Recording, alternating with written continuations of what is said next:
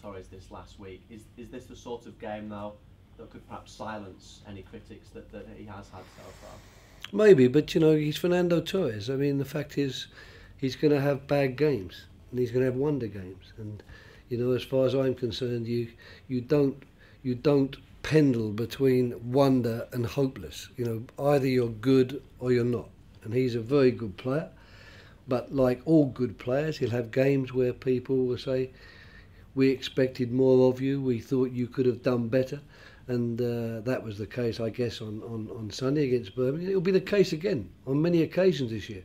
But the point is, he's a very good player. And as a result, we're going to get an awful lot of benefit from his services because good players remain good players. You know, there's a bad player can have a good game. You know, it's not just good players who can have a bad game. Tell us if people have been stopping you in the street here and explaining to you just how big this game is. Not that you probably needed. No, they haven't. But I didn't. You know, I do realise. I understand your question, and certainly, I'm pretty sure if I was walking around the street, that's what would be happening. But I'm aware. You know, I've been involved in some big derbies during my career, and you know how much they mean to the fans.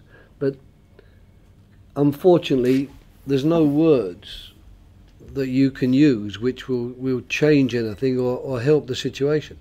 We'll work very hard to prepare well, and we'll try and get our best 11 players on the field, and we'll try to do our very, very best and get a result.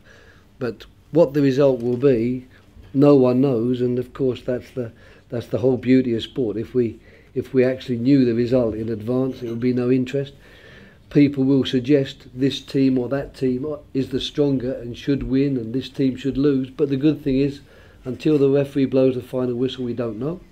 And our fans, I'm sure, won't have any cause to doubt our intentions or our seriousness and our desire to win the game. But we're playing against a very good team, and saying you want to win is maybe not enough. You've got to produce a performance to win. Yeah, well, like you were unveiling, you mentioned that Sir Alex would be someone you would bring just after taking the job. I was wondering if you had actually...